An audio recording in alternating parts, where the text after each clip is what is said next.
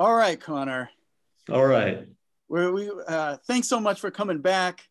I'm ready to go. I'm so glad, that your video, I should say to what audience I have, your video on elliptic PDE, our conversation from before, has the most views of any of my videos. And I've gone back through it. It's such a great exposition of what doing elliptic PDE, well, really PDE is about, and also the meaning of this term ellipticity. Such information in an informal way, but is useful, that I never got as an undergraduate. I really hope more people see that video. That's will be the first plug I make, so they know you're an expert. Thanks, Dan, for letting me know. It surprises me, I think there was a bit more interview style when we were talking about it, and we could be a bit more conversational this time around, if you like. Yeah, that's right. We have agreed to talk about math education. I thought somewhat more specifically your reflections on math education. Now, in truth, maybe this is a vehicle for me to inject my own thoughts about math education. I'm just waiting in the wings because, of course, I have so many opinions that are so correct and are so hated. They really piss people off somehow. Really made the things hatred come down on me for expressing them. But you're a person who somehow managed, I think, to navigate the world of academic math at your level better than the rest of us. You're there. You're a tenured track, and people do not hate you. We are friends, and I have somehow made a lot more enemies. You don't have any enemies, as far as I know. And maybe not as far as I know either, but you never. So and because you're not so far, a little bit removed from the kind of, say, college math, that there's a lot of people out there who suddenly find they need to navigate that world. It's very new to them. You have some distance, but not so much that you forget. I don't know. Have no. Can't even remember what it was like, or something like that. I'm hoping some things may come out about your experience in learning math, what it looks like to you now, how different then, what you think it could or should be. Maybe I will inject my own thoughts if they come up, but I was hoping to use that as a framework, if that's good. All right. So, well, even though we're friends, there are some things I guess I don't know.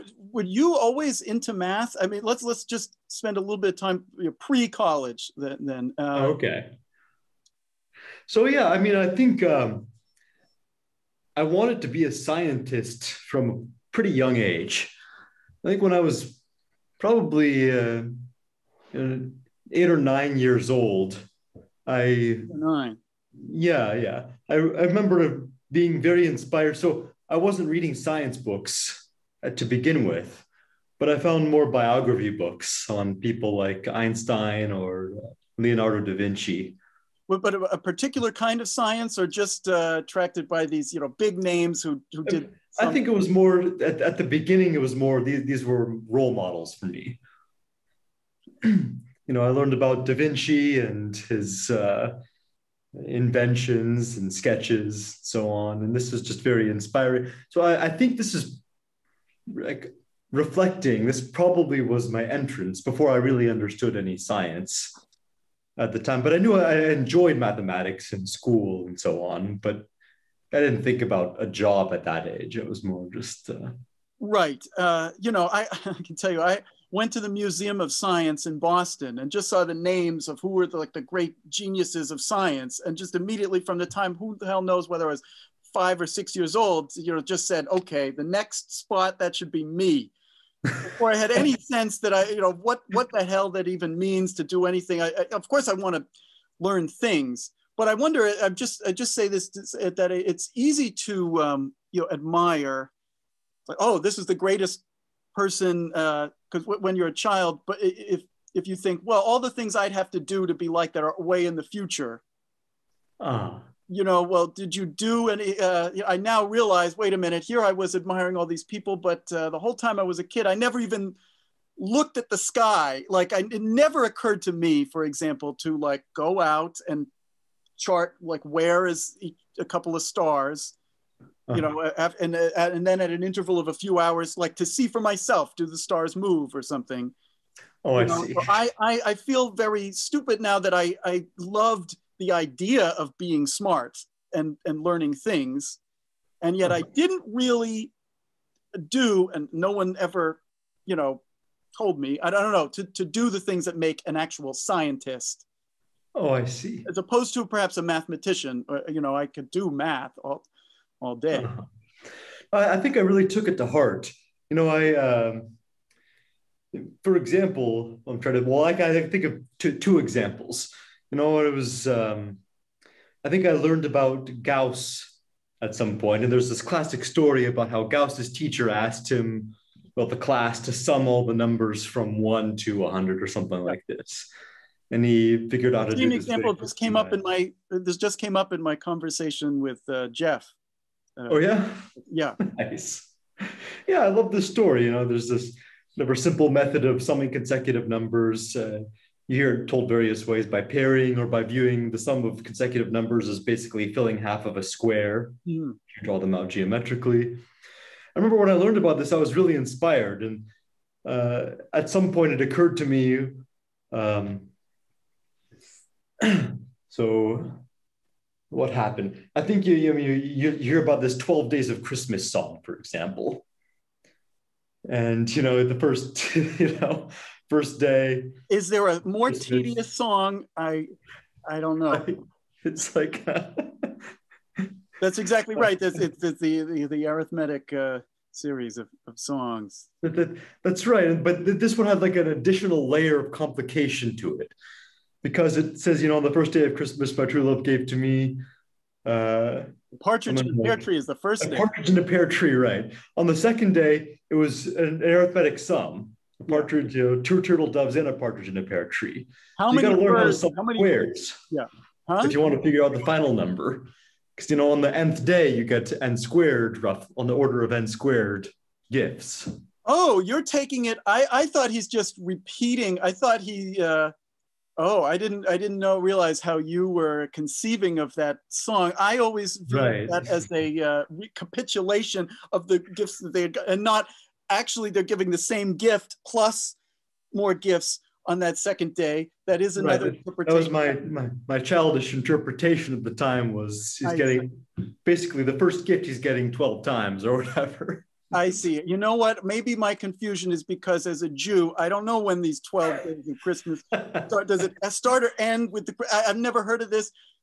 You know, I don't know. I know the other Christmas characters like Santa and Frosty the Snowman or whatever, but right. I don't know. I never heard of this.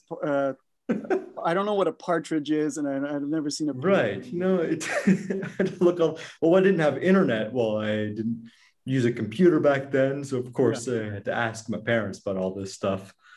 But anyways, this is like my first research experience. Like, how do I sum 1 plus 4 plus 9 plus and so on?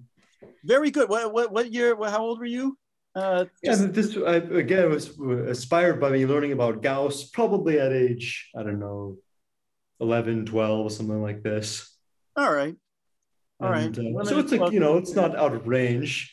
It took me, you know, it was something I was very proud. I sat down for a long time and tried to figure out how the hell to compute the sum of the first n squares. And eventually I got there. I wrote down this formula. Some cubic polynomial, and then and this I think was really a transformative experience. Although I didn't know that being a mathematician was a job at the time. I really got into it. That's really good. No, that's a good thing to do, especially, you know what? But a lot of people out there, they you know, they're told the formula and then they can prove it by a simple induction where they just take the difference in that cubic. Oh, right. But to find it, you know, and to understand, say, why was it when you summed just, an arithmetic progression, it was a quadratic, and why when you sum the squares, it's a cubic.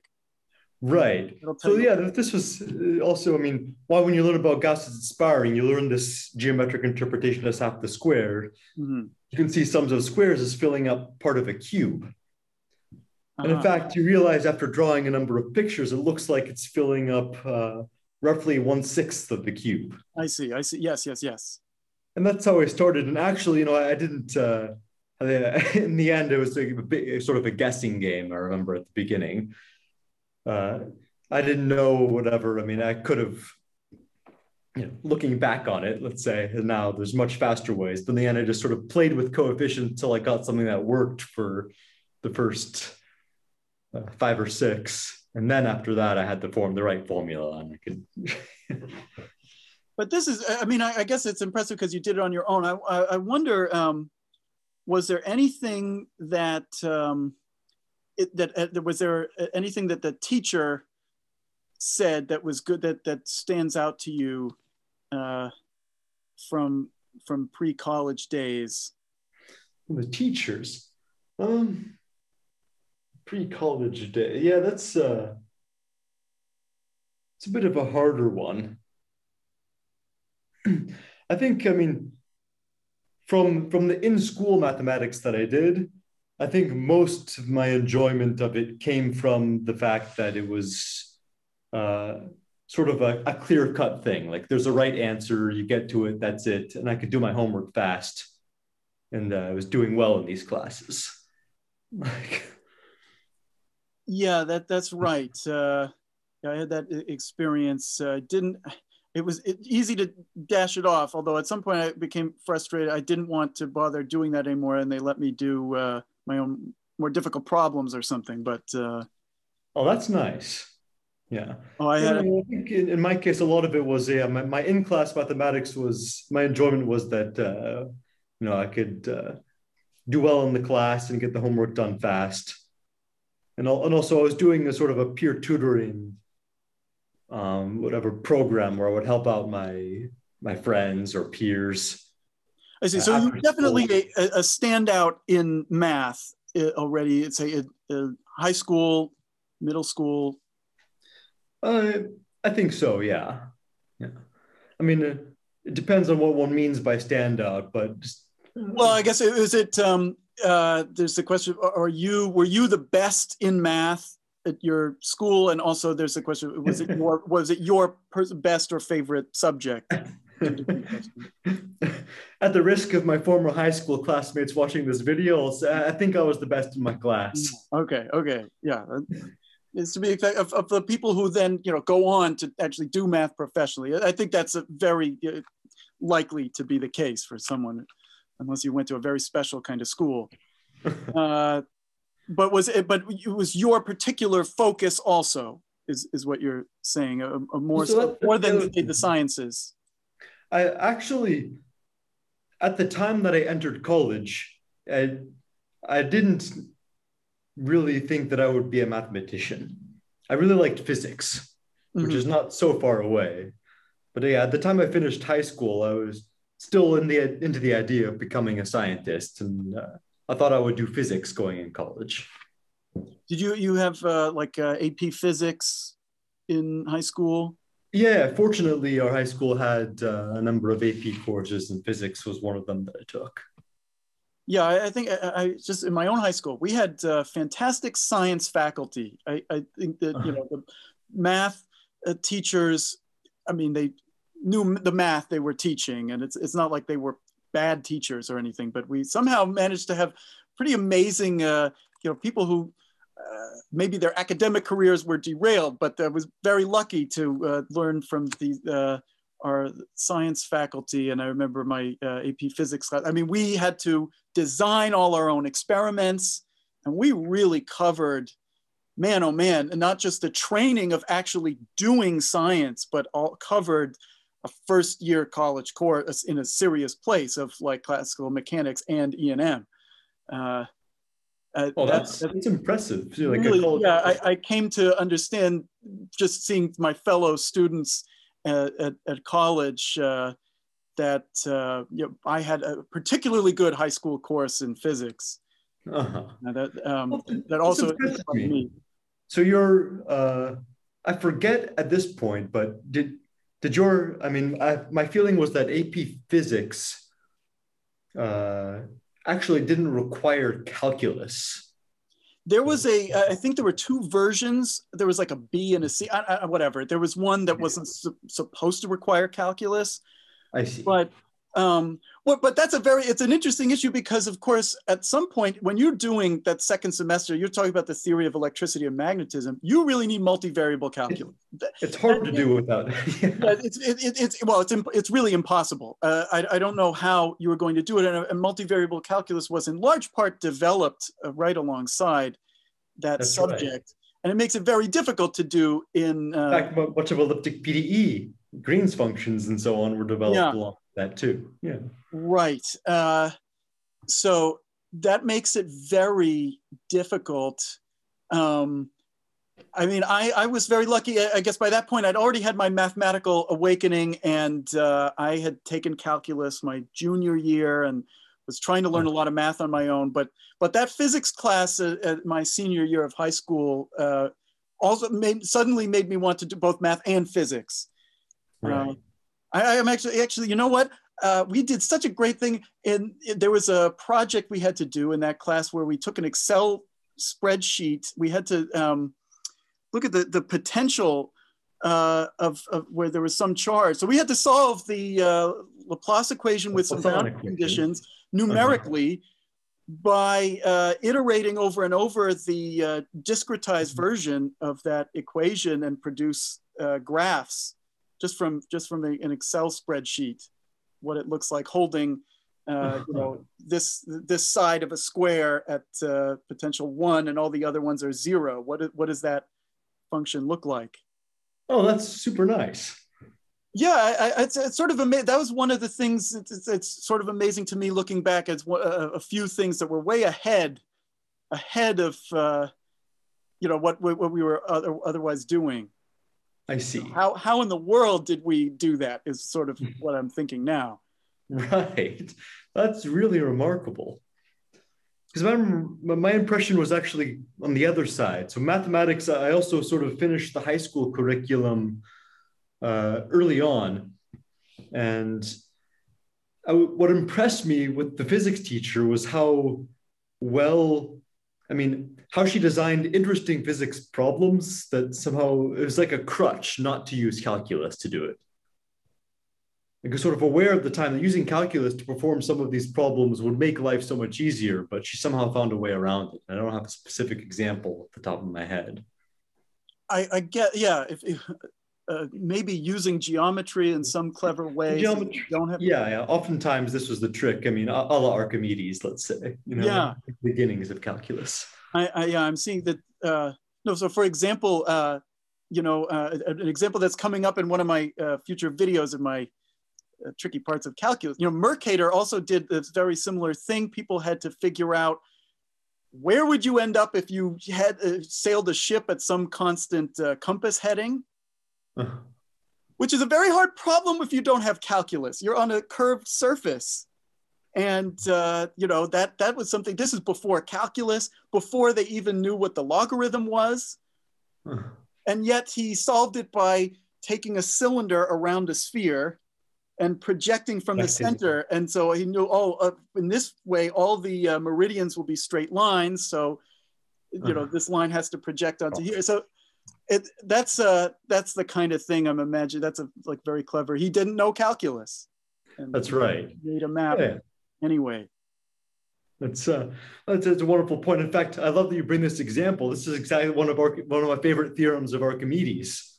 She proved somehow pre-calculus is that the surface area of the sphere is the same as that of the circumscribed cylinder projecting out. Yes. Yeah. You know that, you know Richard Borcherds, right? Oh, yeah. In fact, I watched one of his videos recently after you recommended it. Yeah, he has a lot of good, I recommended it to you. He has a lot of good, well, he has taken that symbol that Archimedes famously wanted inscribed on his tomb of the sphere inscribed in a cylinder as his YouTube logo. That's a very good logo. He got it before me. I'm still figuring out. I guess my logo now I put Penrose tiling, but that's a placeholder. I need something that's good as a logo and as some math. Okay, that's all.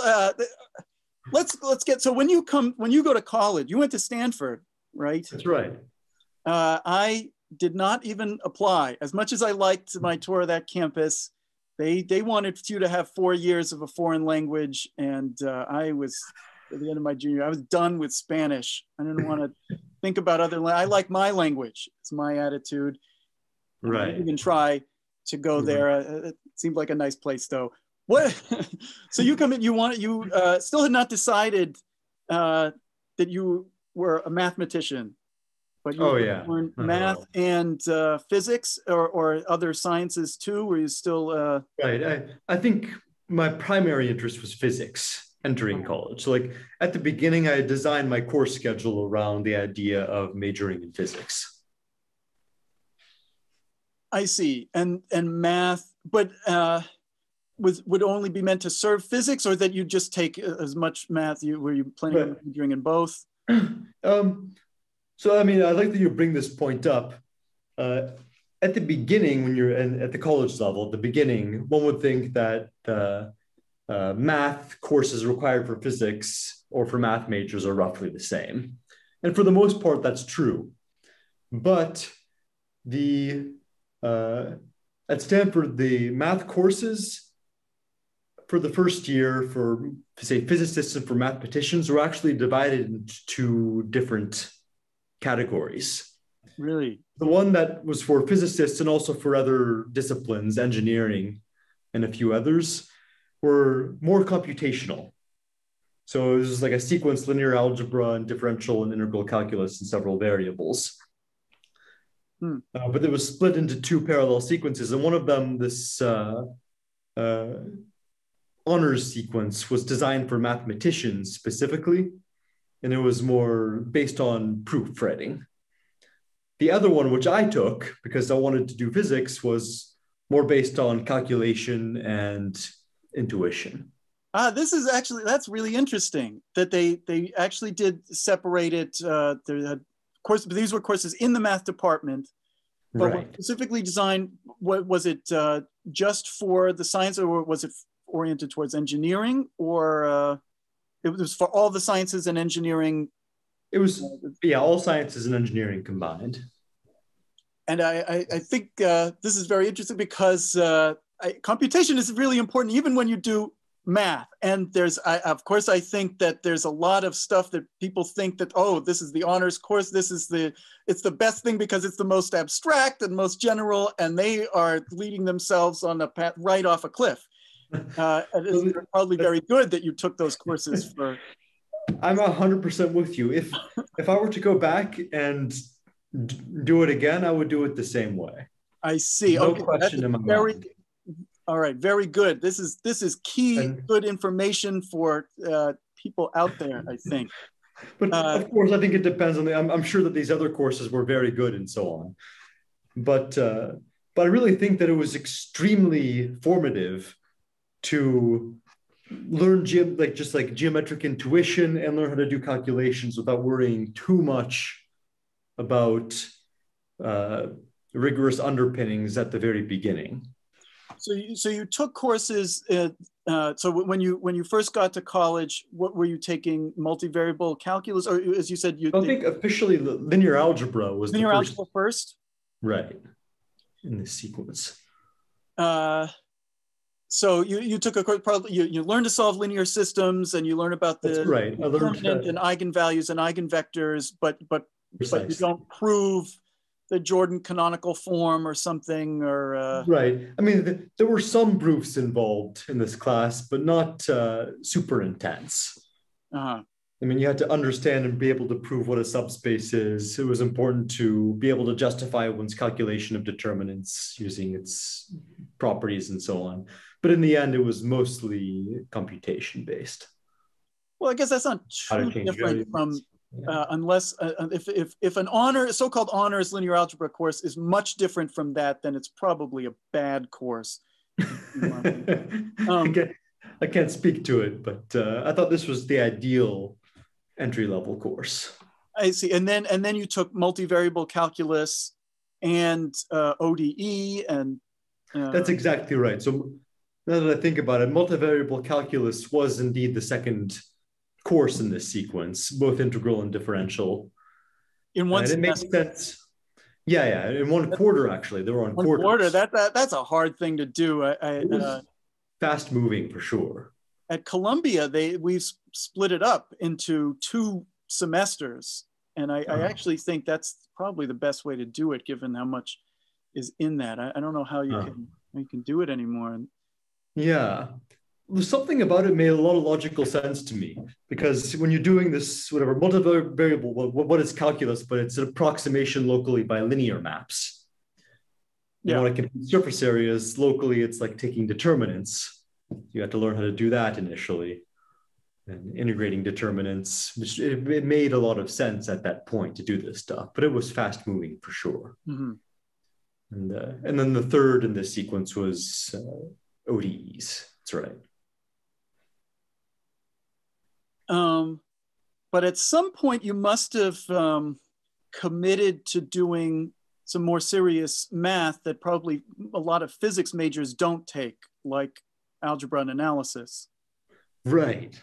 So yeah, there was a turning point at the beginning of my second year. This is what I was trying to see. Right. Where was it? And this turning point was, there were 2 forces involved in this turning point. One of them was a pulling force towards mathematics. And this was a PDE's course, in fact. This is my introduction to partial differential equations. Which you were doing before taking a course in, say, real analysis. Yeah, I had no real analysis before taking this course. All right. And so this course was designed for people who had a good understanding of calculus. And presumably ODE. And ODEs, good point. Yes, because you need to know the fundamental solution. Yeah. And so on. And it was a course based on the book by Strauss, which I really... that's a great book. I taught out of that book. I think that's probably the best book for people encountering PDE as undergraduates. Oh, I completely agree. It was really well set out. We learned about transport. And then from there, I think we went on to the heat equation, wave equation. Laplace. That is, unless you want, I mean, it's a slightly different take on, it overlaps quite a lot, but Stein and Shakarchi's Fourier analysis also covers a lot of that PDE material. I mean, focusing on the linear theory, but, through the Fourier analysis lens, that's another way to do it. I'll just putting right. That was the book that really inspired me. Right. Okay, yeah, that's interesting.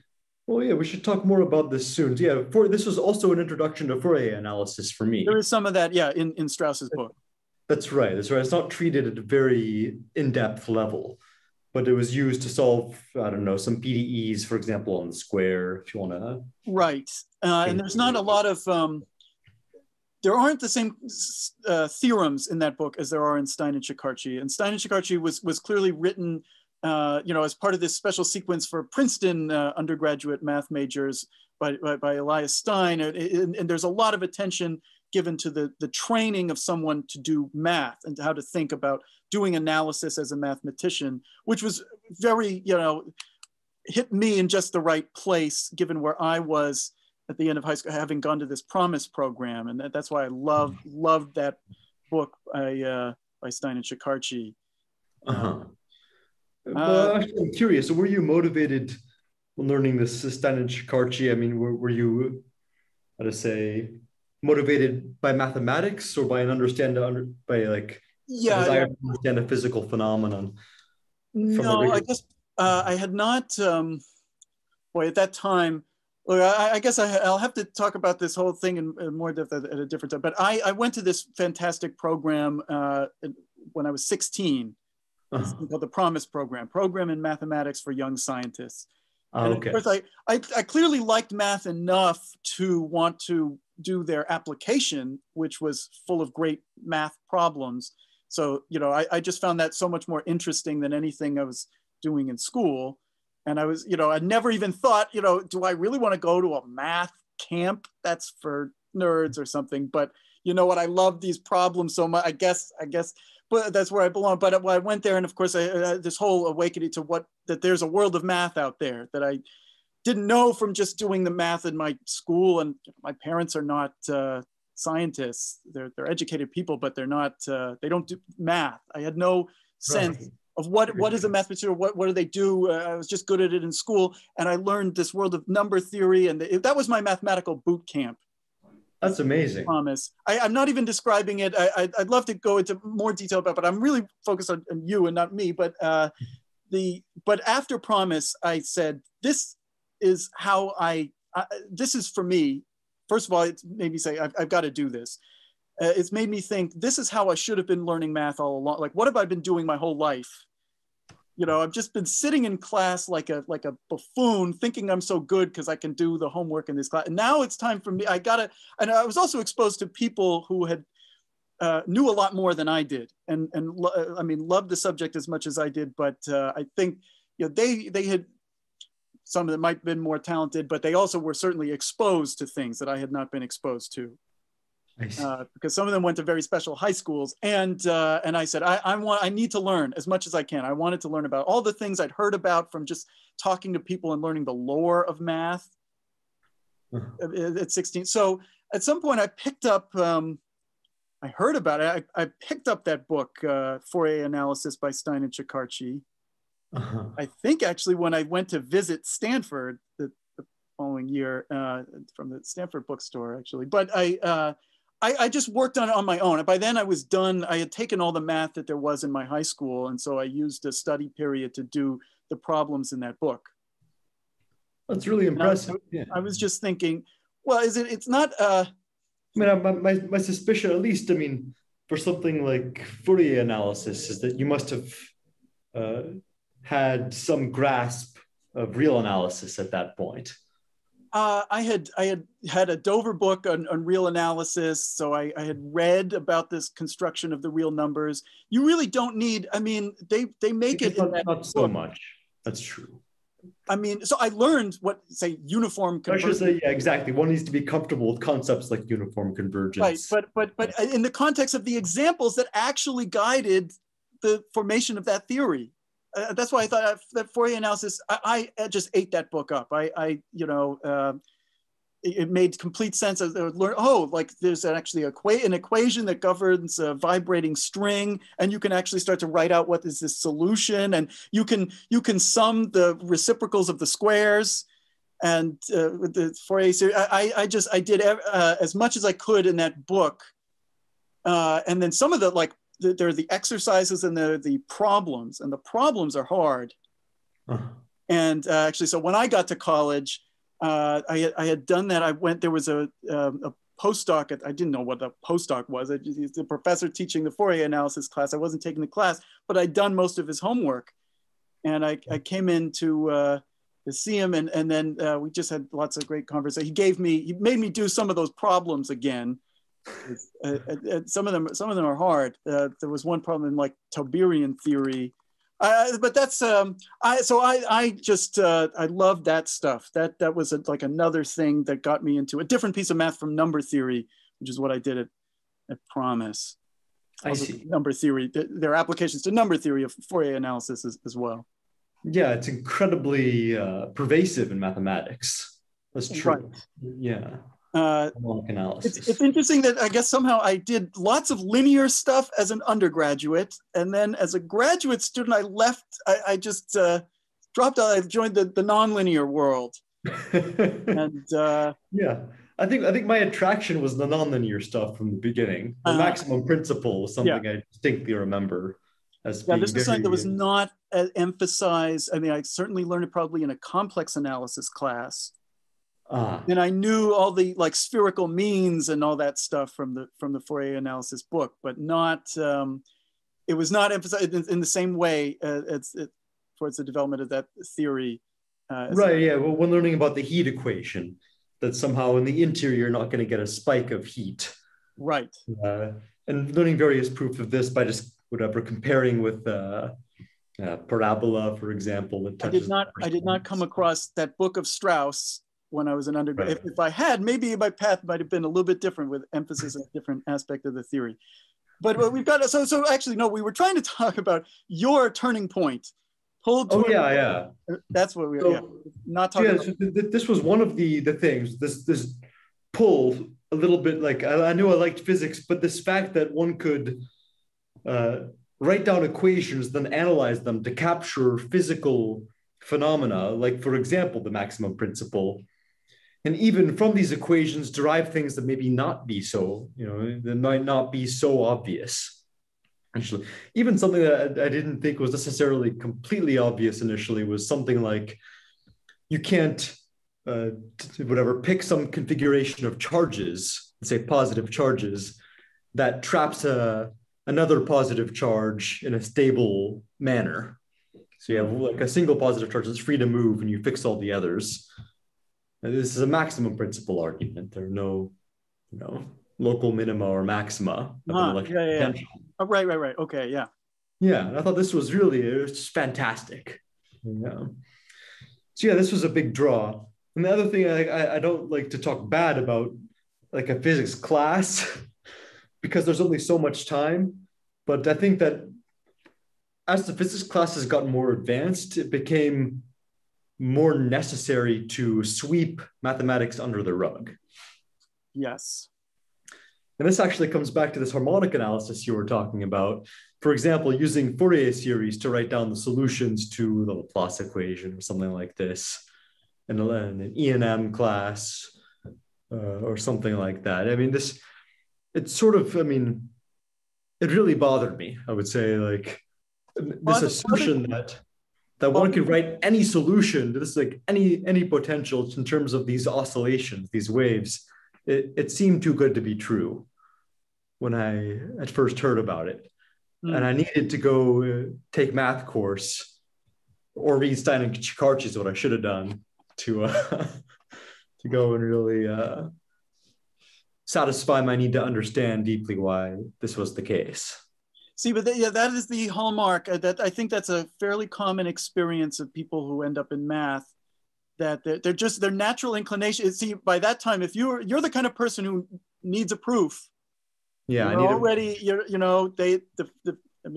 know where you belong. The physicists know it, and you're right.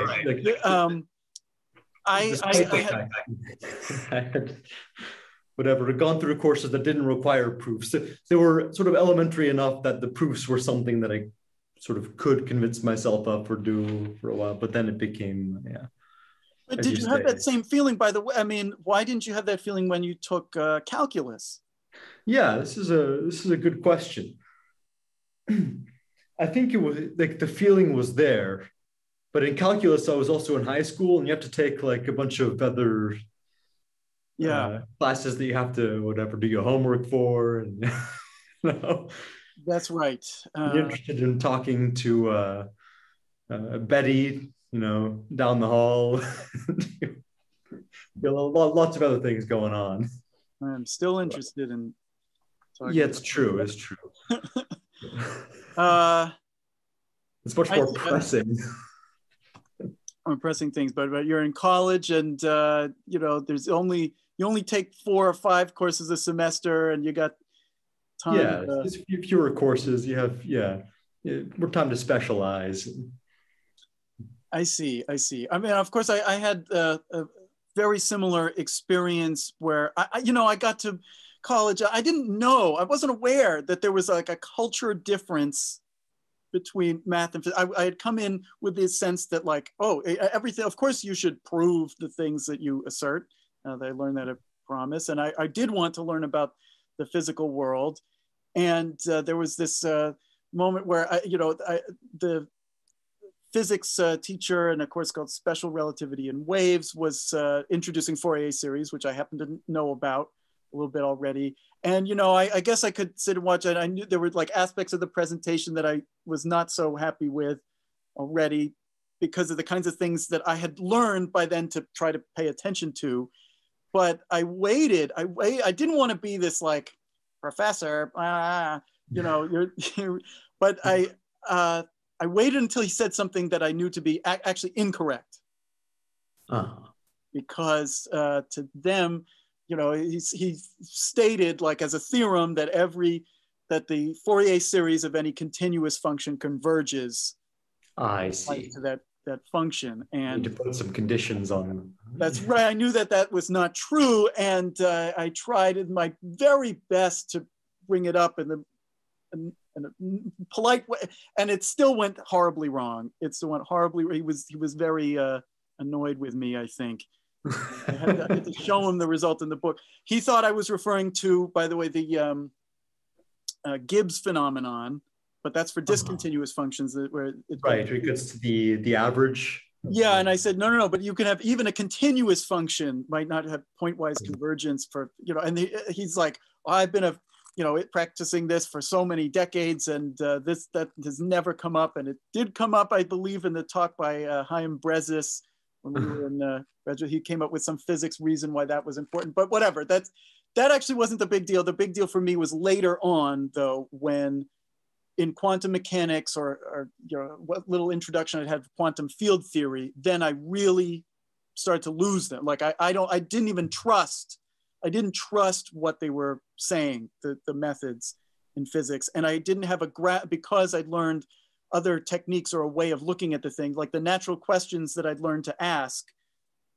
What is the definition of the thing you're talking about? And does it have this property or whatever? Like I suddenly couldn't go the way that they wanted me, as much as I really did want to learn these things, and I enjoyed the subject matter and the concerns of physics. I agree. I think that you get used to the precision of the mathematical language, and when that's lacking in discussions of other topics, it becomes frustrating. That's what happened with me as well. Right. Now I think that's not quite right. I think, you know, for a lot of the time I could fill in the gaps, like, know that the Laplace operator is not defined on all of L2, like they, like to say, but I know something, so that doesn't matter. But at some point there was something where I couldn't continue. And by the way, I enjoyed math. But sounds. Well, I mean, all these whatever questions I think are important to ask, even as mathematicians. Like I remember also another thing, I think when I was taking calculus or something, like it occurred to me to wonder about the possibility of writing down a continuous function, which is not differentiable at a single point. Well, that's a impressive thing that's something you thought about. This is before I had any real analysis or anything like this. It just, because you learn about continuous functions at some point. What I had in mind, were the kinds of things like in a calculus, this is why I'll plug my own tricky parts of calculus series again. It's the kind of things that certainly get swept under the rug, because I see in every textbook, they introduce the exponential function and they'll say, well, it's defined for real irrational exponents by continuity. We consider it to be continuous. Also, E should be the number that makes the derivative 1. And there's a lot of, they don't prove these things. There's a lot of other things like that in a calculus class as well. And I guess I forget in my own class whether I thought to be bothered by that or at the time, but I really think these sorts of questions are important to ask, because at least let's say, for example, you mentioned this talk of Brezis where it became physically relevant that there exist continuous functions whose Fourier series don't converge pointwise. Also, I mean, the Brownian motion is probability 1 nowhere differentiable, and this is a almost completely natural process. Right. I felt validated when I saw this Brownian motion, actually, years down the road. Okay. Very good. So you like where did you actually where did you leave off in physics, by the way? Right. So I think I continued with both at the same time, math and physics, all the way through my junior year. And there's a third acting force in this story, pulled it, sort of pushed me towards math completely. And as little as I like to admit it, I was becoming aware how much physicists need to use the computer at a certain stage. I saw some of my TAs and so on. I was getting interested in asking them what their lives are like, what they're doing. And a lot of them were just describing to me how much they're sitting behind a computer and coding, doing a simulation or something. And something about that just didn't appeal to me. I enjoyed more sitting with a problem and thinking about it from first principles of paper and pencil. I certainly got the sense that a lot of the people in experimental physics, especially experimental particle physics, spend all their time at the computer. And I don't know if, do you know, I think the rest of the world thinks that we're very arrogant and elitist for not using the computer. And it certainly has hurt me now that I can't find my way. If I don't have that academic pure math position, all that the rest of the world cares about is that you are able to do things on the computer. And that's a big problem. I think we should learn how to use computers. I agree 100%. It's just, I think I had, but my interests and views at that point, I just wasn't interested in sitting behind a computer. No, especially when you can see the people that you admire, the professors in the math department, and they don't have to, they don't do those things. They can have a blackboard or write on paper, and they're doing the kinds of things they're training you to do, and you think this is great. You want to do the same thing. And the other people who are using the computer, and it seems like a lot of what they do is sort of, it's not really all that deep. Some people do deep things, and I'm interested in that, but I did not want to spend my time learning these different computer languages and whatever. Yes, okay, so it sounds like we agree on that too. Right, and in retrospect, I mean, I actually do think it's kind of interesting to learn about various numerical schemes to solve equations with the computer. It's quite interesting. That was not at all a part of my education. Right. Not at all. Same. I didn't have any courses on this. I was not encouraged. The applied math department was a different department entirely.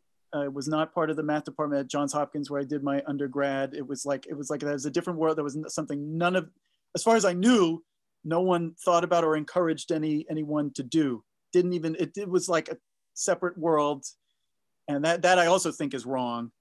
Right. Not good for the training, even of so-called pure mathematicians. Right.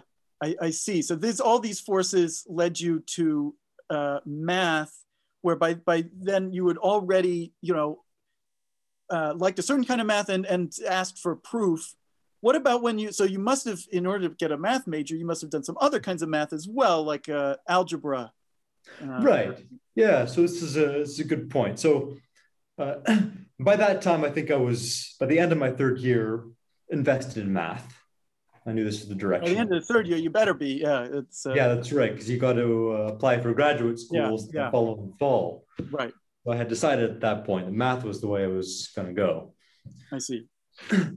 But I think, so as far as other courses went, I enjoyed the courses in, I think pretty much all the math courses I really enjoyed. Algebra I liked, especially I enjoyed group theory, and especially how it captured symmetries of geometric objects, and I had a fantastic professor in that. And, that's good to hear. But you didn't have any clear preference at that point, or sense that that is somehow different. Oh yeah, I mean, certainly I had a feeling it was different then. And I think I would guess that something that really drew me towards analysis and geometry was physics inclination or background. Mm-hmm. I really enjoyed the fact that these differential equations could describe physical phenomena, and there was a lot of geometric intuition that could be brought to bear on these problems. And also I just felt it came a bit more naturally to me. Analysis did.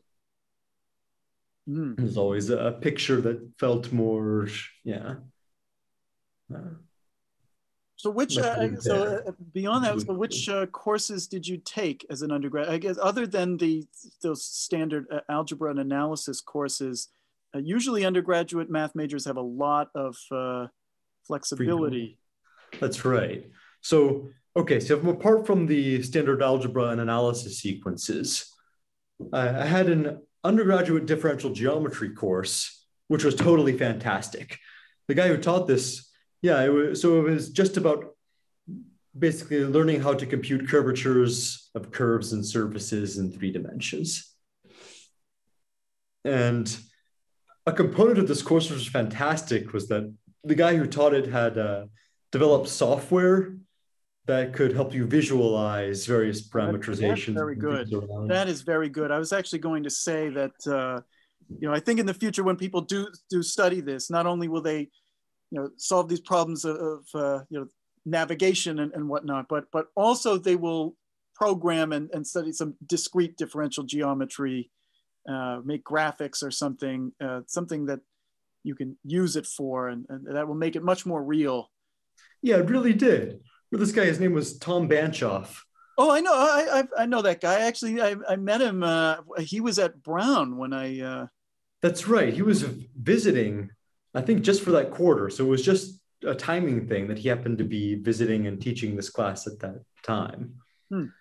Yeah, he had some software you could like compute the evolute curve of whatever, some parameterized curve that you put down. So draw the osculating circle and track its center. So you give a lot of fun intuition, pictures and good intuition. It's really, I enjoyed it quite a lot. I think this pushed me to geometry in some respects. That's very. I'll just add my own. Do you know that I was encouraged by Minakaze to take it in my second semester as a freshman there, the Riemannian geometry course out of De Carmo's the graduate textbook. I see. So you were learning pretty abstract stuff. Yeah, and I think that was a mistake.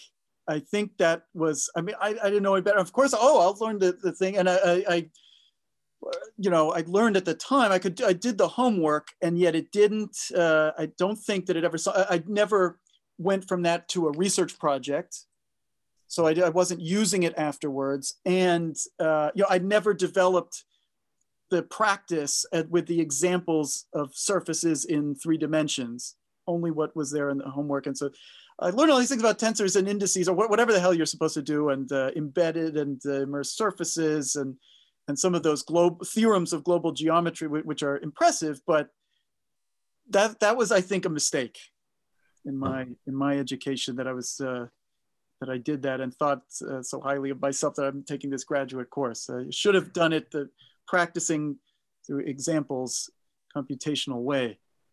Yeah, well, it's funny how we think about this. At the time, I remember I was sort of chomping at the bit partway through this course, maybe 2/3 the way through, to learn the abstract stuff. Oh, really?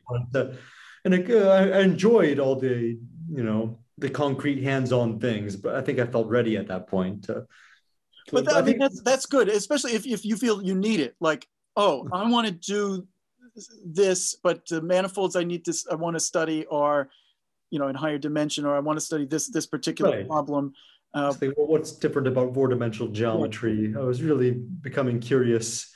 I think part of it's just like when you reach a stage where you really get sucked in by mathematics for the first time, which for me was as an undergraduate. I felt this insatiable desire to go take learn all the advanced stuff that I could. So what did you take? Any graduate courses?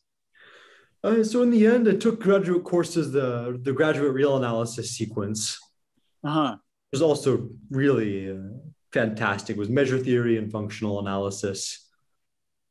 And Brian White taught a particularly inspiring measure theory. He's an expert in GMT, and I remember at the end he brought in Andras Vasi was the functional analysis side. I see, but you know what? That didn't come out. I guess it was Minakaze who taught the first semester. I did Stein and Shakarchi's real analysis, which starts with the measure theory and the Lebesgue integral. but you know, it was not, obviously I saw where it was used in that context, but I don't know, I had to, some of the other issue, why would you do that? What sort of convergence results for series do you want? Or any of the GMT was not a part of that. There was not the same kind of motivation and the what I like to know about how people solve problems initially, that is my obsession now, was not really a part of my education. Not at any point.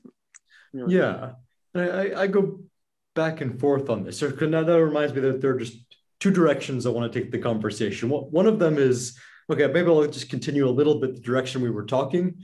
Was I think at the beginning when I was getting into changing into math more or less 100%, I think that I was motivated by physical and geometric application. But once I got sucked in, I didn't care anymore. Mm-hmm. You know, this whatever Lebesgue differentiation theorem about there was some L1 function equaling its average, or the limit of its averages in almost every point. I just loved this theorem when I saw it. It made intuitive sense. I didn't care about its applications. It was just very satisfying to see the theory developed and carried out. And it wasn't until I went on to graduate school and doing research that I started to care more about, why is this interesting? What's the point? I'm not sure my experience is so uncommon that once you get sucked in, you just are so excited about it all. That's right. No, I do see a lot of, there's, I guess I encountered as a postdoc teaching, and I saw the undergraduate math majors and the math club or something. There's a lot of people who once they acquire this taste for proof and some degree of abstraction and trying to absorb the theory, then they become very good at taking on a lot of this theory and the results, whatever the results are. Mm-hmm. And you're right, exactly, that this question about why is something interesting, or what should you do, the kind of way that a professional mathematician might look at a problem or structuring a research agenda, at no point shows up in the training of undergraduates. At no point is that sort of consideration brought up in any way. And I go, part of me feels like this is actually a good thing, the way that things are done now. Like, bear with me,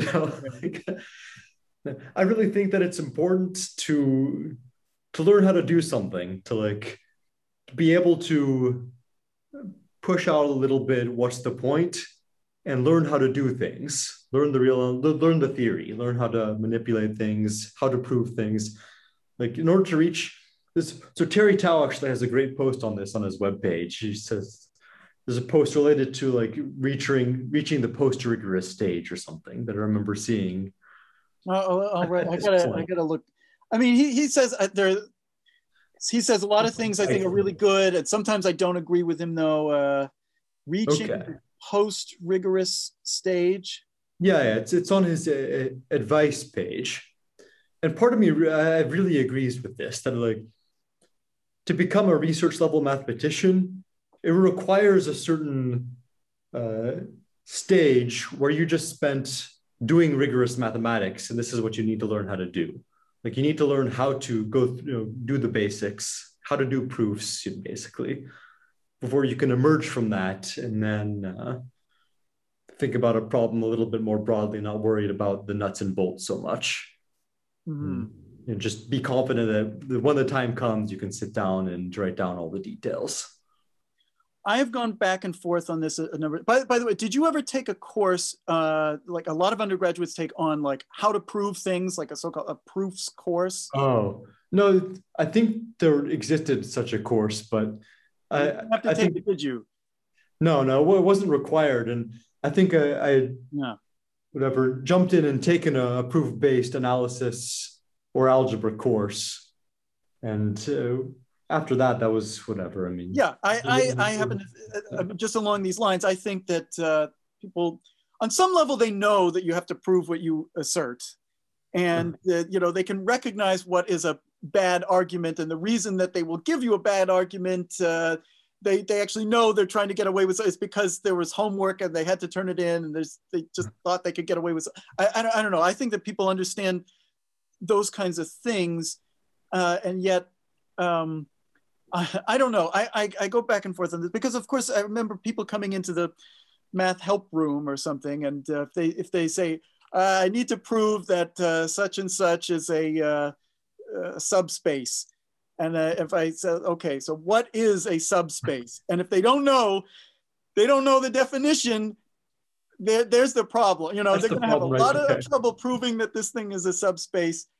But on the other hand, that's not a real, that is not real math, okay? Because I'm very worried that a lot of what undergraduates do, as though their training was to appreciate formalism and rigor, and as though that were all, a lot of what they're asked to do is just do the formal acrobatics of using definitions that were given to them to do a particular kind of thing.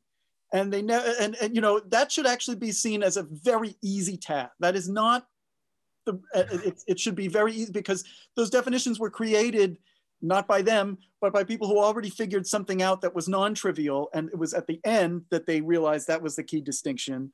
And now it's just a kind of formal exercise a lot of the time, especially in a lot of algebra classes, to use those definitions to do the exercise in the book. And that's not what a mathematician does. You can get confused. You think you know something and you really don't. You have not been trained to actually do math. That is one of my worries. Also, I think that probably for anyone, there are some growing pains in learning how to sit down and write a rigorous proof or argument. But I agree with you that I'm not sure this should be the focus of a course. This should be the outcome of a proof-based course on an interesting topic. Yeah, I think that the ideal would be that learn if you take a course that should guide you towards results, that right. The questions about a thing that you were already primed to think about, given what you had learned already, everything should lead to somewhere. Then it should be clear what it is that you're aiming towards and what you have to establish along the way. Even, well, there should be a guide with intermediate results, of course. But the formalism should, who cares whether, you have to do this with the least upper bound property or the monotone sequence bounded property, whatever. It doesn't, none of that matters. It's getting to some non-trivial result. Also, there's very little that, how about this? Could you tell, for example, that some results are non-trivial, some results are not?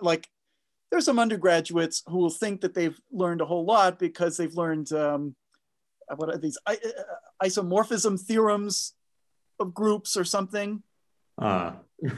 And these strike me as just, this is just setting down what is this kind of a subgroup or whatever. These come right out of the definitions. This is not, I guess this is maybe what I'm trying to say. This is not real mathematics.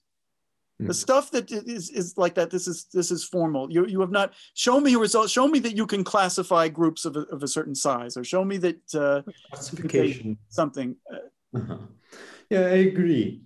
And I think, something like in a real analysis course, it's one thing to understand what a uniform convergence is. I think it's good to give people exercises and construct examples of sequences of functions which are whatever convergent in some sense, but on another. Because that will appreciate what that definition is. Yeah. So this is level one. And then I think you reached a nice result when you prove Arzelà-Ascoli theorem. And then when you use this to, for example, solve an ODE, solve the abstractly, whatever f prime is equal to a function of f, you reach the culmination.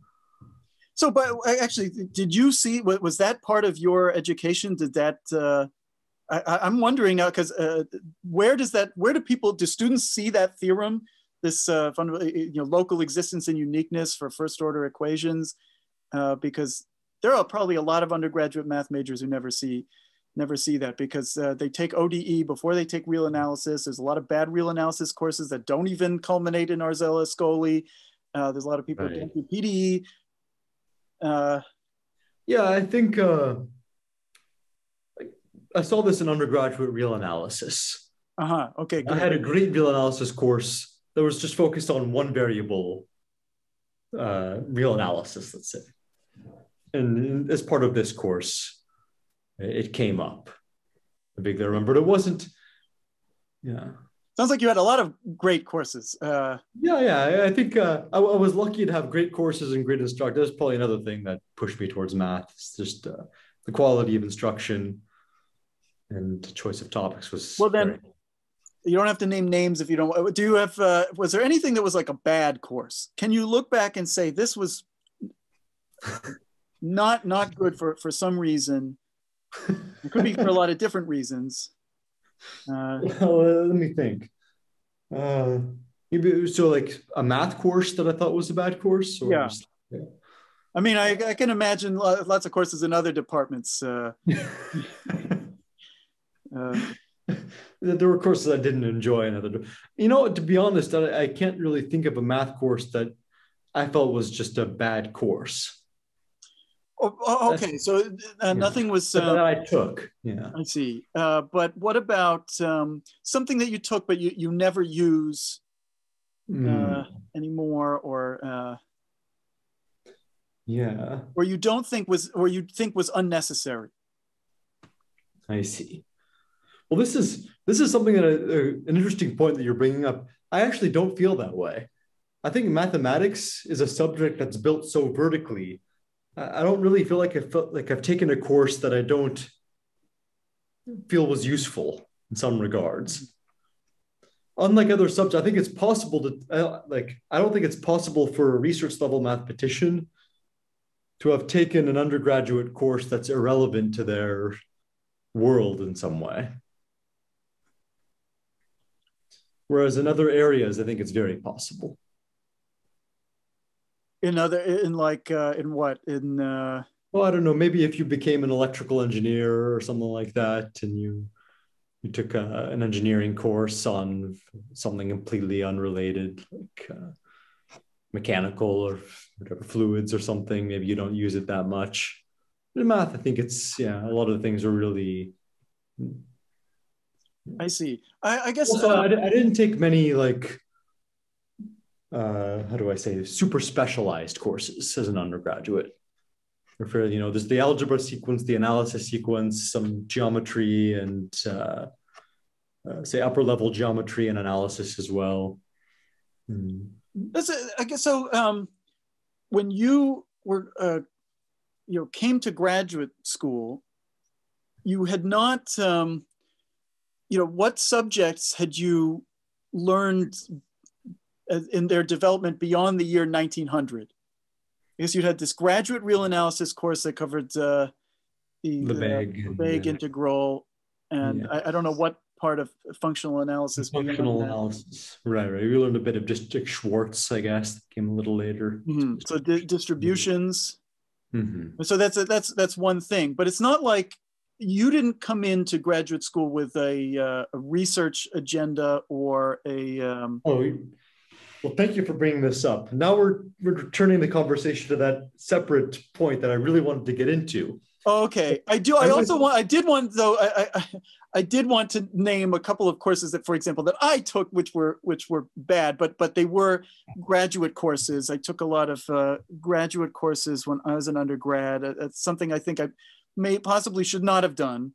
And some courses were bad because they were a little bit haphazard and didn't cover what they might have. My algebra courses were like that. But then I took courses on subjects which I thought I had a reason for taking them at the time, but I have never used. So I took a course in algebraic topology, which followed Hatcher's book. No, I never took algebraic, any course in that.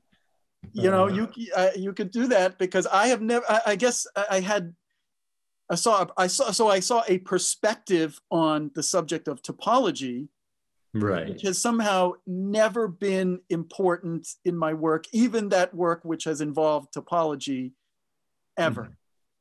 Although I guess I learned the fundamental group and right, you learned the whatever it, but the ideas. I took a course in the course was titled Spectral Theory. It was about something C-star algebras. Because I thought, I wanted to understand this thing about, well, the Laplace is an unbounded operator on L2, but how do you know that all these things that I was learning in quantum mechanics? But that course was incredibly formal and, maybe had one good theorem in it. And that subject is not what I hoped for. I see. And then I did take a number of other specialized subjects some of which I was really interested in. And it's sort of unfortunate that just in my own development, it didn't go in that direction. But yeah, I found there was a lot of that, a lot of stuff in math that is not all math is the same. Yeah. But again, you were taking these courses because you were interested and excited about it. I was at the time. Yes, I was at the time, and it is only many years later. I probably didn't think, as much as I wrestled through that algebraic topology course, I thought at the time I was learning something important. I thought at the time I would eventually finish that book and do the chapter on cohomology and cup products and whatever, and learn what all these diagrams at the back of that book were about. I see. Yeah, maybe that's an interesting because using this to get back to your point. So rather than, I think I had an option late in undergrad to take more advanced courses in more specialized topics, and the other option was to do an undergraduate honors thesis, where you guided by a professor in the department to read some research papers that are accessible to someone in your area and try to basically, in the end, the spirit is similar. You're still learning a specialized topic, but not in the sense that you're taking a course, but just more self-driven. You want to learn the papers yourself, try to transition into doing research level work in some way. And this, I think, was a truly formative experience for me. Because you did the honors thesis. Right. Yeah. And this wasn't on any sort of abstract topic. It was on curve shortening flow and okay. flow on surfaces. And so really it was just undergraduate differential geometry and PDEs were all I really needed to understand to jump into this topic. Yeah. Well, that sounds like a really good topic, especially given, where you went to graduate school and what you ended up doing. It was ideal. So Simon Brendel was the professor who guided this project, and he just suggested really wonderful papers, the combination of geometric and analytic insights that gave me an agenda, as you say. Going into graduate school, my agenda was to study differential geometry. Although, of course, this changed a little bit, but not too much. Yeah, that's very good. Did you ever do? Did you ever do one of these REUs? Oh, so not in mathematics, actually. I did do two in physics. Oh, really? That's what I thought I would do. Yeah. I didn't really actually enjoyed these. Where you went to another school, or you spent the summer at other places? I spent the summer at a different place, different school. Oh, very interesting.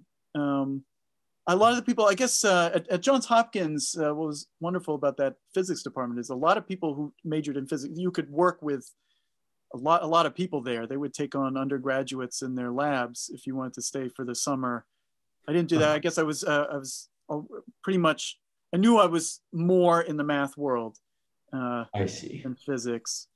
But I guess I wasn't called anything official, but Steve Zeldich gave me a problem that I worked on for a summer, just an interesting thing to prove Riemann-Roch, but using the Selberg trace formula, you're viewing the Riemann surface as a quotient, the upper half plane, and the differential, like the holomorphic forms are really what, so it was just sort of like as an exercise, but an interesting one that should be written up. But ultimately, you know, I thought I got the result, but there were things writing a paper turns out to be much more difficult. There, even, you know, an introduction is, I could do the main calculation, but a lot of things I did not understand. And ultimately, because school started again, I let that lapse. I'm sure that was a big disappointment. Well, that's a great point. You know, it's only half the job is learning all the material and possibly solving a new problem. In my case, it was more, let's say, learning the material and combining it in a natural way, and trying to that is another skill. Yeah. Right. So all the results, I think I included, they were not new results, but at the end, I had internalized it enough that I could sit down and sort of just write it all up from my own understanding and perspective. But this was exactly the other half. The writing took forever. Yeah. My God. So, yeah. That was a new experience. That was probably one of the first papers that I tried to write. Right. Yeah. No, but this is what I mean. This is a skill that I think can only be learned by doing. Mm-hmm. Writing mathematics, and like we didn't have, you know, any class on this, anything like that. That's why this experience was so valuable in part. It's forced me to sit down and write down. Yeah, I guess that's very good, that because without that, there would have been nothing in math, in the undergraduate math curriculum, that really prepares you to do research, I think. Right. And that's part of research. You know, you prove your result, but then you also have to figure out how to write it up. And, yeah. In fact, I remember this with my first paper in grad school, actually. I remember this being a big challenge in a way. Well, because you need to know the literature. Yeah. You need to be able to explain to someone, like, what is the problem that you're working on, and why you're doing historical context, why it's interesting and important. And even at that point, maybe it was just a specific problem, but there wasn't like the whatever terminology from a textbook that was there. You had to build it up yourself, make it clean, clear, natural. Natural. So those are things I have yet to do, even with the papers that I've written. I think I don't know. It makes sense to me, and I don't want to. I mean, I hate these literature searches of other stuff. I just want to claim the result. Like, don't look at me to know everything in that paper that I cited, because I needed the result. It had to be somewhere. Bam. That's my attitude, because I'm interested in what I did. Someone else can figure that other stuff out. Maybe that's a big problem with my kind of work. Well, I'm not sure if you've had this experience. Another thing is, you know, as time goes on, the way I explain a result that maybe I had obtained several years ago evolves. Like, the result remains the same, but how I understand and explain it changes. Well, that's right. Okay, so certainly I've done that with the way I teach courses. I somehow I'm not in a position where I have to. No one's asking me about my older results much anymore. But yeah, I think just given what does this audience want, or where are they coming from? Something I guess I didn't learn until after, it totally wasn't a part of my undergraduate experience, was like giving talks. Oh, it's another big part. Talks as an undergraduate. And even when I started to give talks as a graduate student, first other students, I didn't appreciate until I'd done it a while, like, your goal is not to go through, I don't know, the details of a paper in its entirety. Your goal is to help people learn something. Right. They take Number one thing is to know who's your audience. Yeah. And yeah, so this is something. Well, did you, for example, have like any seminars aimed at undergraduates? Boy, at Johns Hopkins, I don't think so. I don't know. I don't remember attending any undergraduate seminar. I really need to think about that. I know that at some point, probably in my junior year, I started attending, once in a while, a few of either the department colloquium talks or some of the more specific talks, because I really followed Steve Zeldich, and I took a lot of courses from him and his sorts of concerns in a kind of linear geometric analysis and quantum chaos and a little bit and complex geometry. I attended a few of those talks. So I think I had attended a talk of Fong, my advisor, while I was still at Johns Hopkins. I might have talk or a departmental talk. I remember that he visited, but I didn't speak to him at that point.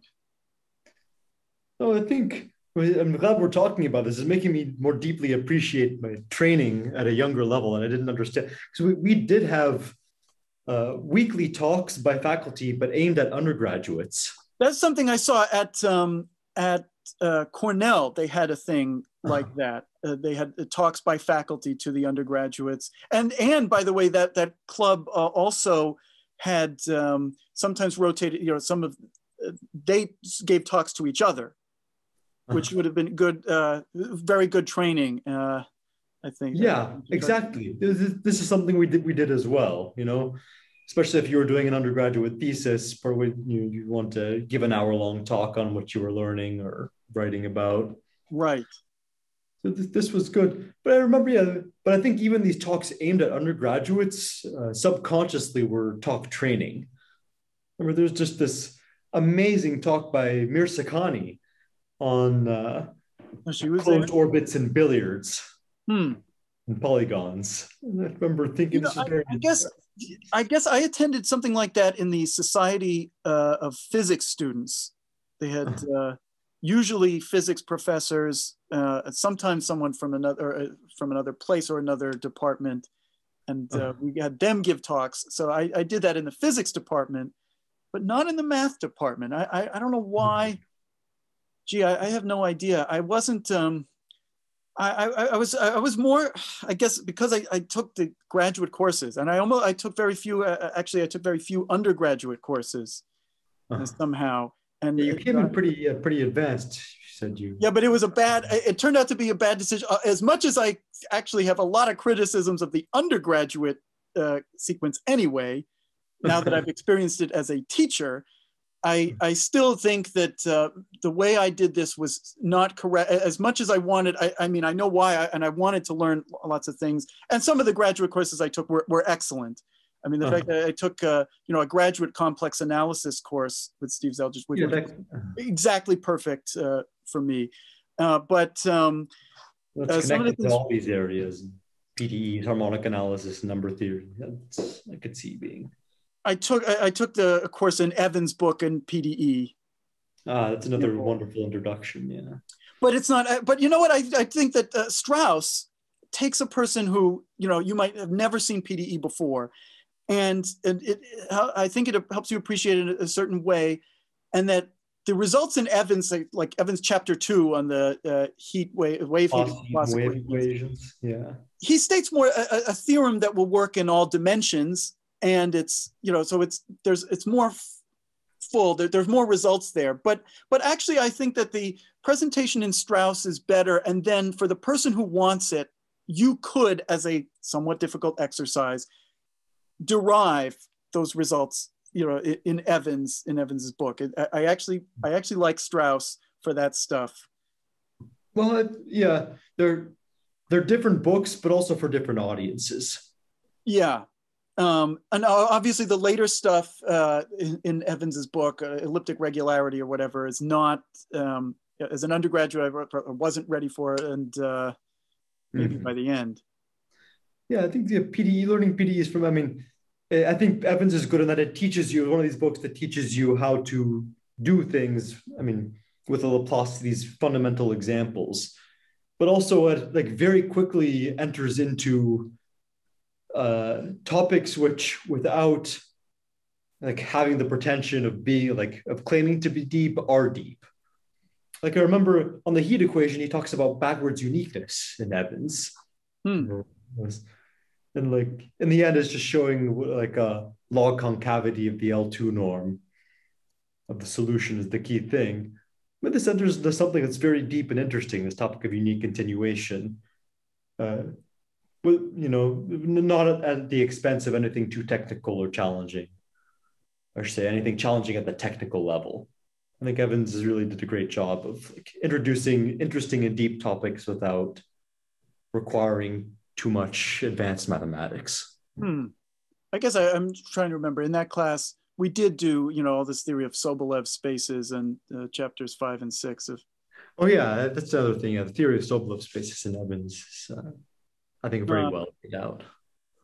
Right, but I didn't distinguish. As an undergraduate, I did not start to make any kind of preferences or any any distinction between any theorem that I learned, say in a course like that, versus a theorem I learned in a different course. What was useful, what was deep. It was all just math to me for a long time, until probably right at the very end, and I had to make some decisions about, well, what is it that I really care about? Because I have to go pick one of these graduate schools where I'll probably work with one of these people. Right. And I had to think seriously about what sort of math I thought. I mean, obviously no decisions are final at that point, but what sort of math I wanted to do. Yeah, this is a good point. So I should correct, but I think I should have said log convexity, not log concavity earlier, for the record. Okay. But yeah, when you're talking about choosing advisors, this is part of math education. This is something that I think is really different between whatever US and European systems, for example. In the US, I don't think that many students go to a place knowing who they're going to work with. I mean, certainly you go in with some ideas. Graduate school you're talking about. Yeah. I think I certainly had ideas.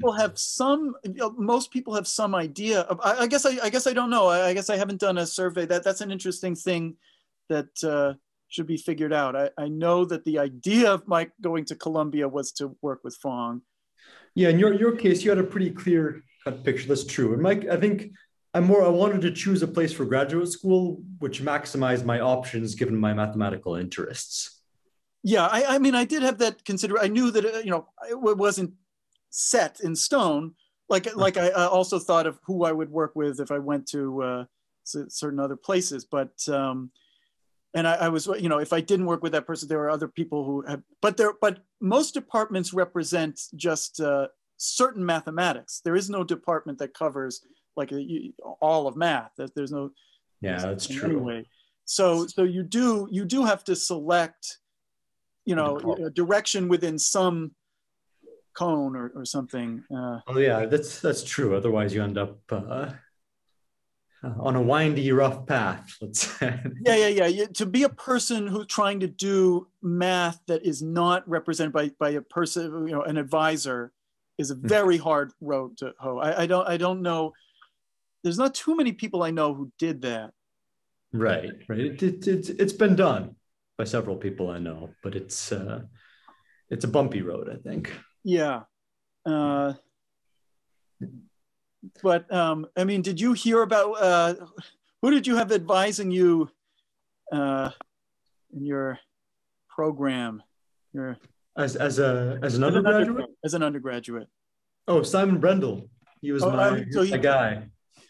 Your honest thesis. Yeah. So and Leon Simon, who advised part of the honors thesis project while Simon Brendel was traveling for a quarter.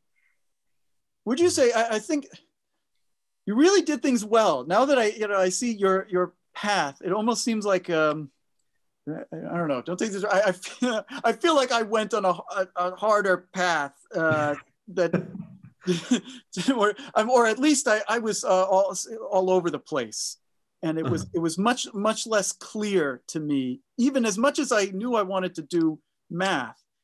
And but to hear you say, it's like, oh, you know, you take the courses in these things, and you study this problem that comes out of those considerations, and you go to study with the people. It led, would you say, it led you more naturally to doing what you do now?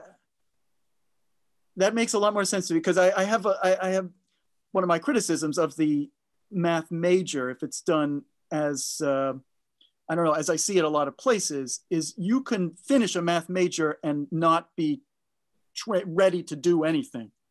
Mm-hmm. Yeah, this is true. This is true. I have like a small, I don't know, like a theory about this. Yeah.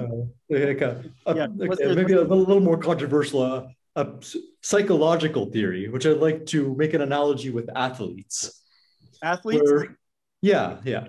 I think that it's important at every stage to question what you're doing, why it's important and interesting.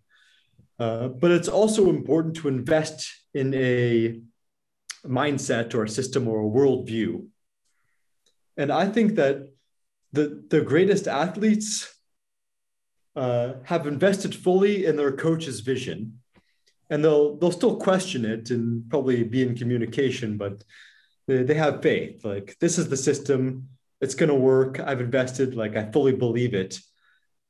And I think this is necessary. Like, an athlete has to have to take a certain leap of faith into a system. And I really did that as a mathlete at some point. Just jumped in. I put full faith in this whatever path I was taking, and in Simon Brendel's advice, which ended up being fantastic for me. This is the direction. And also with my thesis advisor, with Ovidio and my thesis advisor, there was a certain leap of faith, I think. It just, you know, like, this is the direction I've chosen. And while it's, you know, I'm not just taking whatever, still questioning things along the way. It's not, I'm still part of this, whatever vision that he's made. And you see, now I have to create it myself as an advisor. So it's a different viewpoint. But, I mean, I guess I see what you're saying. Certainly, if you can place that degree of trust in someone who, you know, that repays that trust, that's very good. Right. I think for me as an undergraduate, I guess technically my advisor in the math major was Minakazi, who I took a course from him very early on. And then he said I should just take a couple of courses to check in with him from time to time, but I could ignore the official requirements, because he said I really wanted to learn a lot of math. You know, he wanted me to take that Riemannian geometry. He just like, tell me what you're taking, and he signed off on it. But it wasn't, and I thought that was good, because I wanted to learn a lot of things.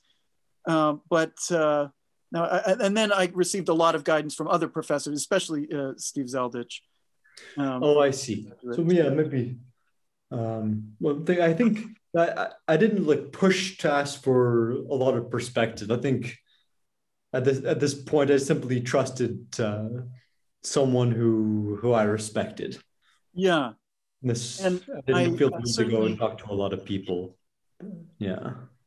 I worry, something I'm worried about now, I didn't think about it at the time, is that I don't know if undergraduates should completely trust their undergraduate advisors, or I don't know, the graduates, the relationship with their advisors is different. But I think, you know, I worry about a couple of things. One is that, you know, you're hearing from someone for whom the system of academic math worked for them.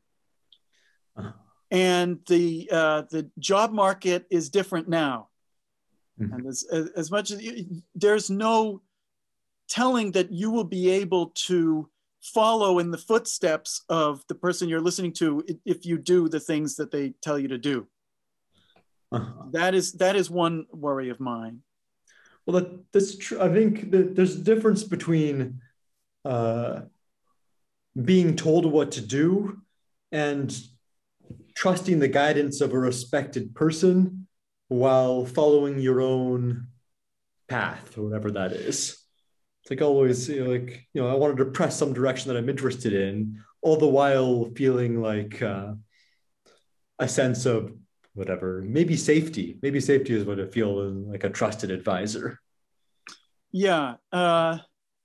Right. And of course, going completely your own path and not having that perspective of a professional who's been at this a long time, you can really go wrong.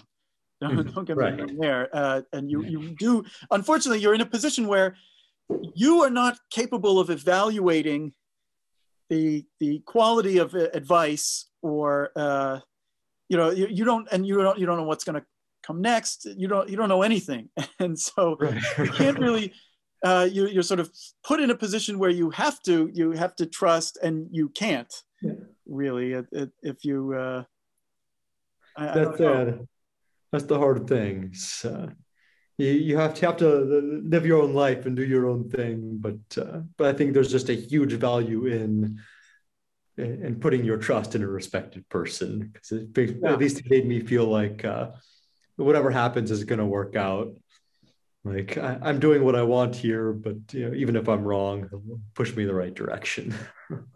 Yes, that's very good. That's very good that you had that. I mean, I guess as an I had that too. I felt that I was in good hands. The right thing, good hands. Yeah. I don't know. And anything I would have done differently is now coming from a perspective that I didn't have at the time. I would have taken some more courses with Spruck, for example, and oh yeah, that's right, Joel. And focus on a few different things. I came into undergraduate full of zeal to try to learn to know the proof of Fermat's last theorem before I graduated. Because that's you have to learn a lot of mathematics for that, from what I understand. That's true, and it's actually still a goal of mine to sort of rewrite that in a way that I can appreciate it. But for all kinds of reasons that did not happen, and I was driven to very different mathematics. I was looking at Irvine's math major before we had this discussion, and I was very impressed. I was trying to look up at the requirements so I could see what is a typical and maybe I was going to criticize it. But they do a couple of things that I liked immediately, because they have a math major and they have all these different concentrations. You can concentrate in data science, finance, applied and computational math education. Because I was ready to criticize math programs for, I think what they do, they help you to appreciate there's a kind of story that mathematicians were very proud of all the things they had accomplished around 1900. No, they made it quite practical here. But they do it. I think they do it very, very well. Just looking through their program and making sure that you graduate as a math major in some way that leads to something, either a PhD program in math, or that you are actually able to do something afterwards. And especially because you have data science or finance classes in the math department. That's a very healthy, that was designed by some very wise committee there. I completely agree. I think as an undergraduate training institution, you want to train people to become part of society, whatever that means, to become contributors, whatever their vision is. To give them options. They want to become data scientist. You got to learn a lot of math. Yeah. Well, I wonder. I think a lot of people end up getting through and they don't. but no, if you want to do it right, if you want to contribute. Yeah, but at least, as you say, it's like a funnel that you can follow without wandering too much. If you know this is the direction you want to take, you can go ahead and do that. And that's really good. I think, well, what do you make of, do you agree? You can do a pure math. I worry that there are people who, you can get A's in the classes in your pure math major, and yet you're maybe not ready to do research. Maybe you could go to some graduate program, but you really don't know. You're not really ready to do math, and you really don't know how to do anything. You've absorbed, a lot of theory, a lot of the concerns of some group of mathematicians, but you can tell that story, but you can't do a whole lot with some standard math major. Not the one that I see that UC Irvine has a more carefully designed program, but do you know what I'm talking about? Not a situation that probably is one wants to find themselves in. Yeah. Right. So it's hard to say. I'm trying to, because I feel like, there was almost like a discontinuity in the group of math majors where I was an undergrad, where we all whatever would get together with each other, but there was I feel like a very concrete divide between math majors who wanted to continue in academic mathematics and those who wanted to go do something in industry. I didn't get that piece of it because I knew only a few of the other undergraduate math majors. There was only one other guy, as far as I knew, in my year who applied to graduate school. I knew him, but I think we had about 30 undergrad math majors. 5 of us continued on to graduate school because we wanted to continue academic math. The other 25 found themselves in a good geographic location. Well, I think that they wanted to go to do data science, work in Silicon Valley. Already they knew to do data science? See, that wasn't even a thing. Yeah. I never even heard of it when I was an undergraduate. Yeah. I think in just being part of the South Bay Area. Yeah. Exposed a lot of people to that. So that I think assisted this divide. I think I first heard of it in a talk my senior year in that Society of Physics students. Someone came in and he talked about how he used a whole statistical analysis of the Navy's data to try to predict, what factors were causing people's suicides. And he credited himself with saving however many hundreds of lives because, as a result, if you showed these factors, they had you, see a mental health counselor, and there was a slight dip in suicides the following year. And I was very, yeah, maybe that's good. I was very skeptical. I was like, well, what do you know? You didn't prove anything. You don't know. That was my attitude first hearing about that. Yeah, very bad. There was no statistics in my math education. None, zero. That's another thing. Not only no applied math, no computational math, no numerical methods. Statistics was in a different department. No one thought statistics is part of math. Right. I think that really should be embedded into a math department. And people are realizing this, is my impression. I hope they're realizing it. Is there anything, maybe, I don't know how much time we have, but let's, maybe in the next, I got to, let's say 5 to 10 minutes. Okay. Yeah. What is it now that you teach? You teach some of those same subjects, presumably, or will? I don't know what you've been. I think given some leeway to teach some of your own interests to graduate students, right?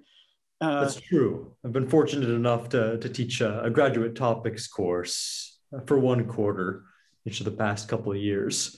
Eventually they'll have you teaching some of these undergraduate courses, I bet. But that's right. I've taught undergraduate real analysis courses so far. So all the undergraduate courses I've taught have been real analysis, in fact. Do you find yourself doing things differently from how you learn the subject yourself?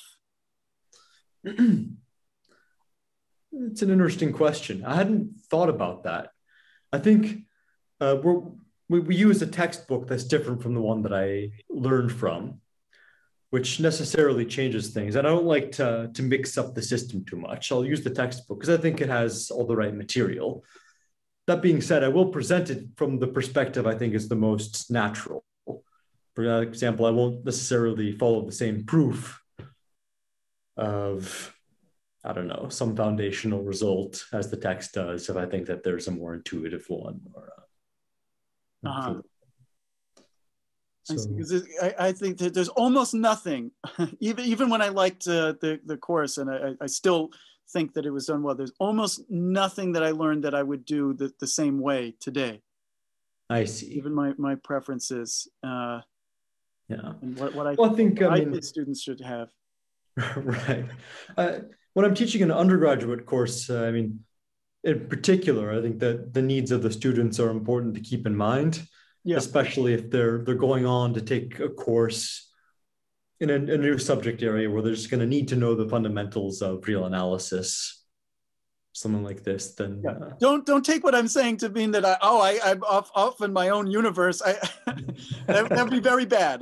No, I realize, especially if you teach the first semester of real analysis and there's a second semester, that second semester professor is counting on you doing certain things, right? Yeah, of course. And of course, you have to be to work together with people to make sure it all is working well for the department and for the students. Yeah. That being said, if one had the ability to completely build the system up, in your own ideal way, then things would change. Yeah, for sure. Well, are you talking about the whole program, or are you saying that there are ways that you would teach certain courses that you don't do because the department has already chosen a textbook and it's part of some sequence, but you actually really want or think it should be done a different way? Yeah, I think it's I don't really think that the way it's being done should be done in a different way necessarily. I think that if someone just sat me down and said, your job is to teach undergraduate real analysis, go ahead, then I wouldn't have thought to choose this textbook or to present things in a whatever order or so on. So you don't have like my criticism of, for example, Rudin's book, which I've had to teach out of, and I feel like it's it's a historically revisionist book. It's full of definitions that are very well suited to the task at hand, but it completely obscures what people were actually doing and how the subject was developed. And I would choose almost totally different presentation of a lot of the same results. And for example, in the algebra sequence, I really think it's a terrible idea to give people a course on just formal structures, just a course about groups, about rings, about fields, and as though that were the information for its own sake. And I would do a course based on solving polynomials, and basically do historical. Recover what we call Galois theory, something that's hopefully done in a second or maybe third quarter or whatever of algebra, and start from there. And then you can study all kinds of things in algebra. I would put totally different subjects, that I think are more important, that are left out, where you get to representation theory, which is important. I don't know why the continuous symmetry groups are not part of that story. I mean, it would be very different. Very different if I did these things or thought about what is really important in mathematics. Is at least if I were going to train mathematicians, that's one thing I think decently well. Preparing for those other concentrations, of course, I'm not an expert. That's something that's hard. I think it would make for a vastly more engaging course to, for example, motivate an algebra sequence by studying zeros of polynomials. Can we write down a formula for, the quadratics, cubics, and so on? On the other hand, some part of me feels like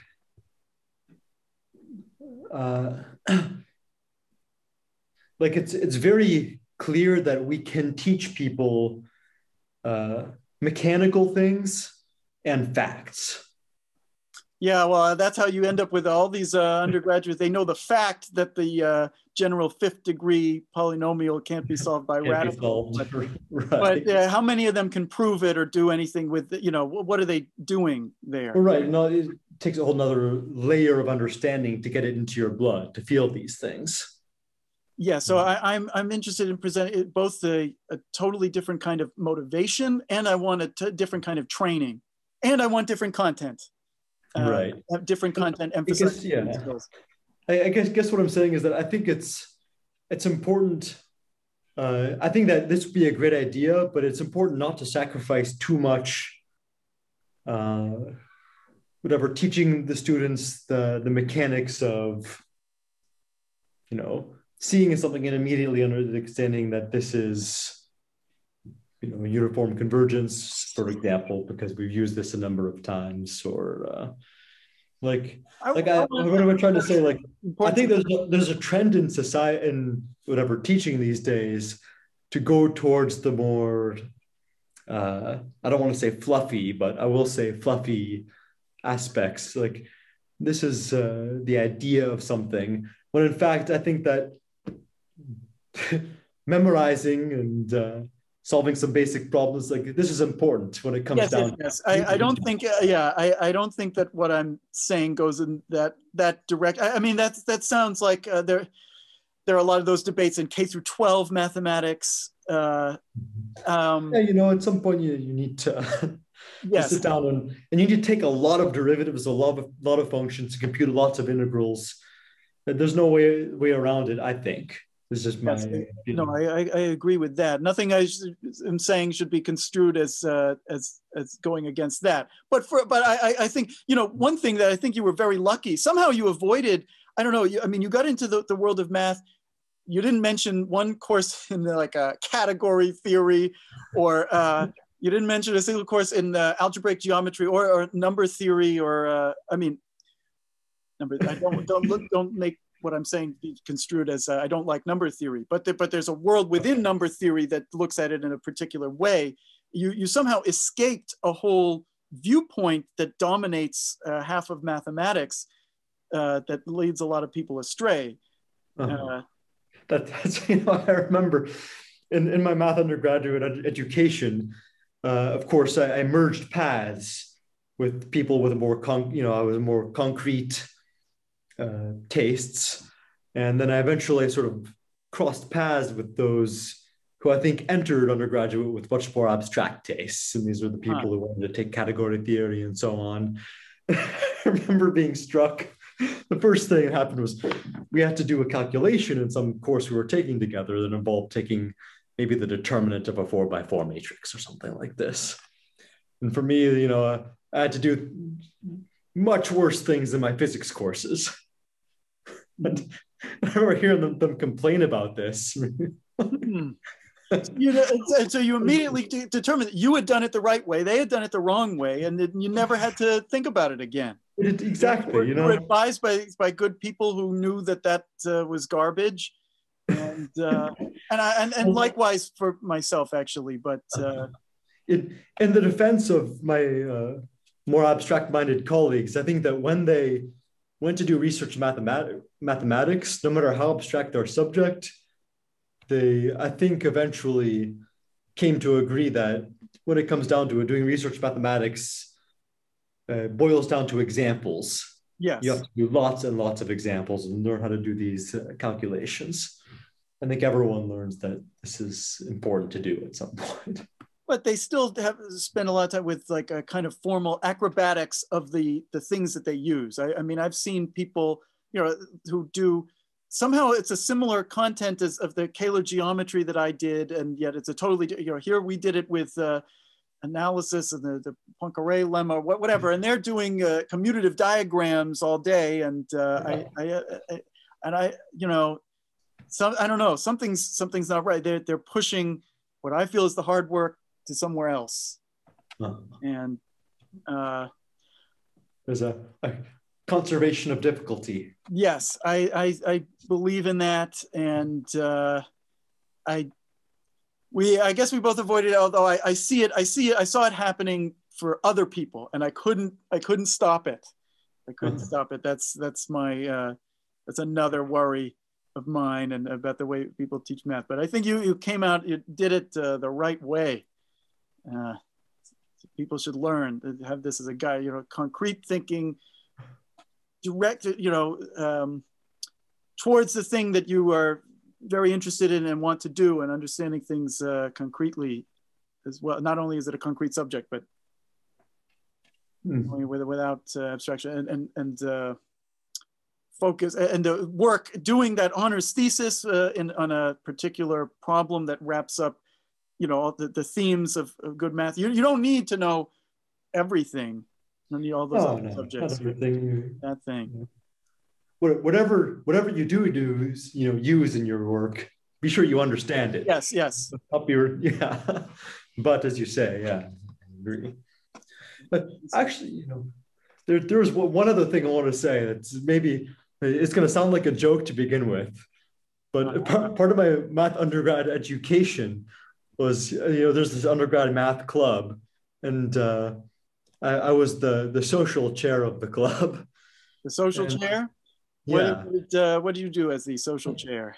And what that meant for me was I was in charge of the pizza every week. And this was very important, you know. I think this, like, it gave a certain like administrative responsibility at an early stage, where I understood, you know, you got to make sure you order the right pizzas and that they're there on time, and that you coordinate with the correct administrator in the department to help me get the pizzas. Something I didn't value at the time, but later on, I think it's just like a skill that I now value. Like, you know, I had to, because there could be people like later on, and you know, there could be people like me who somehow never learn how to take on any kind of responsibility like that, and screw up the most basic tasks. I guess I think I did. I got to be in charge of the dinners, the seminar dinners, by the time I was. That's right. You did a nice job with that. Graduate student, but later, I think I was probably a very. You couldn't trust me with ordering the pizzas as an undergraduate, probably. Oh, trust me, there were growing pains. I don't know how to do it. All right, good. I think this was good. This should be helpful for someday. People, undergraduates, will watch my channel. Maybe other math people in my orbit will see this and have their own stories to tell, or arguments they want to raise with me, which is just as good, because I need more people on my show. Thanks so much. Thank you, Dan. It's a pleasure to come on. Great. Hopefully we'll have you back. Next topic. Yeah. When the next topic comes along, I'll be happy to pipe up. All right, awesome. I'll stop here.